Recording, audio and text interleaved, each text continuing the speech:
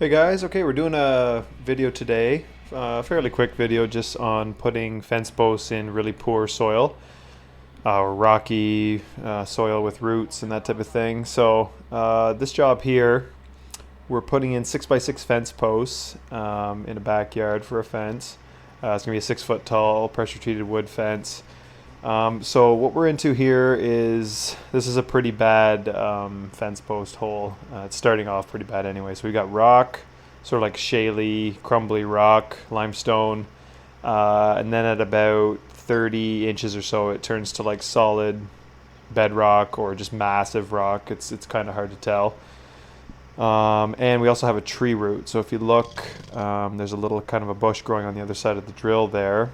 So we're kind of dealing with that as well. So when you get into a situation like this, usually what we do is we drill down a little bit, as you can see we're doing now. So we break through the topsoil and we start getting into that layer of rock I was talking about. And then this drill doesn't really like drilling through rock. So what we have to do is we use the 75-pound jackhammer there, and we start breaking some of the rock in the trench. And you'll actually see that right now. So yeah, so what I'm doing there is I've got this jackhammer. This is a 75-pound air-operated jackhammer. It runs off of a 180 CFM compressor, and you can rent this stuff. But basically what I'm doing is I'm going around the hole we just drilled, and a little bit in the middle, around the edge, a little bit in the middle, and I'm just turning the rock into pieces that the drill is able to grab and pull out. So usually in our part of the world, we're in southern Ontario, Canada. We try to make sure the fence posts are down about 48 inches, which seems a little bit overkill, but the biggest thing we're trying to do is get below the frost level. So when you have the ground freezing, what happens is pockets of water in the ground, they freeze, and then if they get underneath the fence post, or sometimes even the side of the fence post, what they can do is they can grab onto it or push it up from the bottom, and they can actually heave the post right out of the ground over a number of years. So in order to avoid that, we put the post 4 feet in the ground, which is below the level at which the frost can get to. For these particular posts here, we're actually only putting them in about 3 feet, so 36 inches, because we ran into a layer of rock at about 32-ish inches. So we went a little bit into that, but there's no point going the full 4 feet because the frost isn't going to get under that solid rock anyway, so you won't have that frost heaving effect.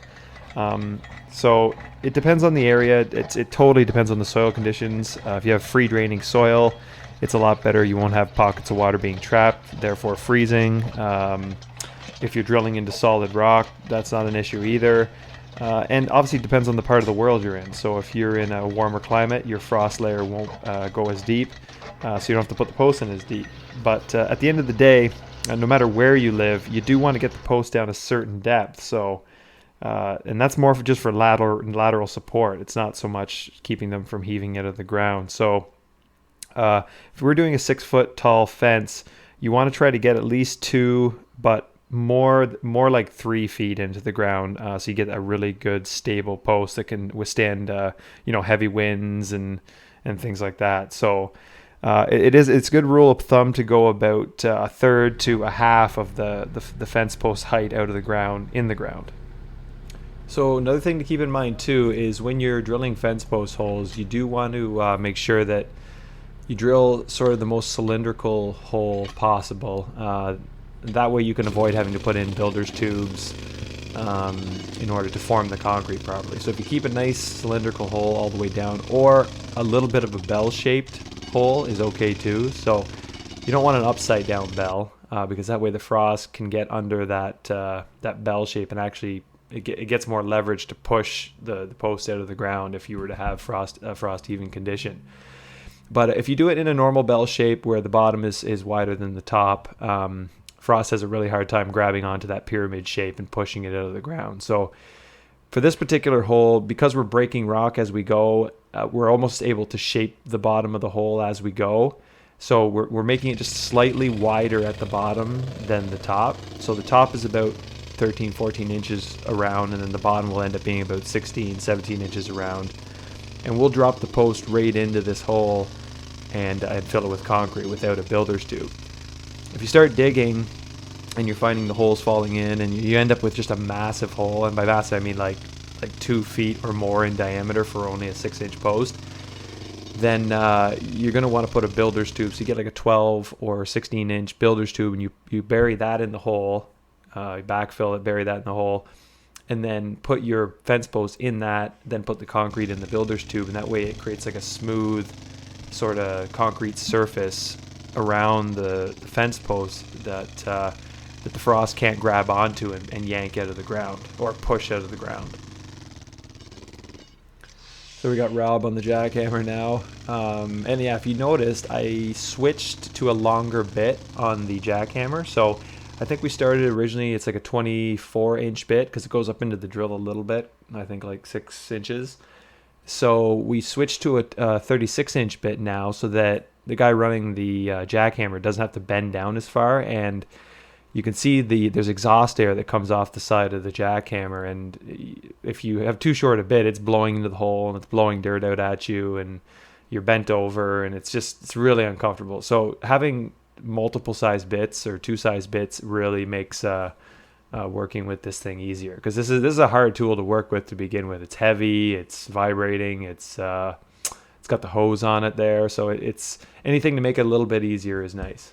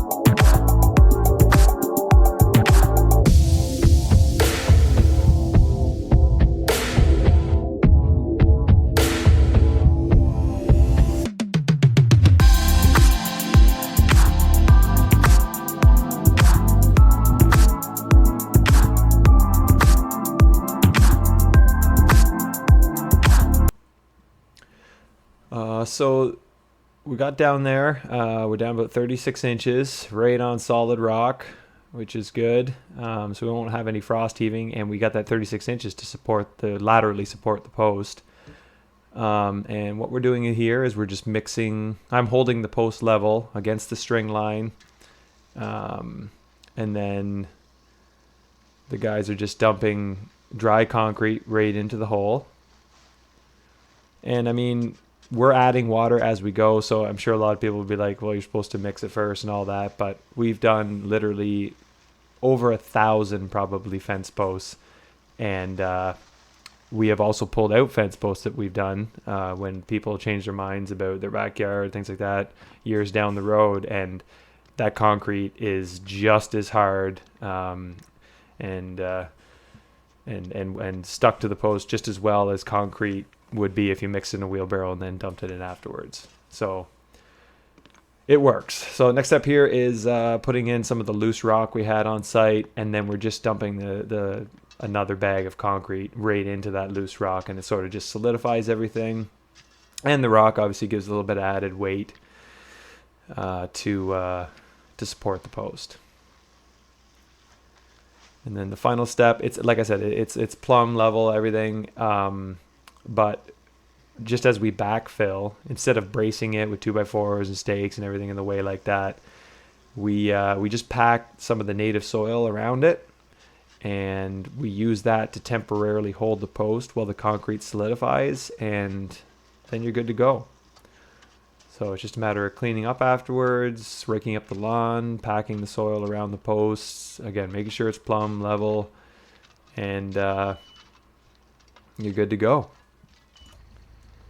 So, I mean, I hope that helps some people out, just because I know it can be frustrating when you hit rock like a foot down and you're like, well, what do I do now? But, I mean, there are tools and there are ways, and it definitely takes persistence. I mean, there is no magical tool that drills fence posts in to the proper depth within reason. I mean, there's drill rigs, things like that, but those are hundreds of thousands of dollars.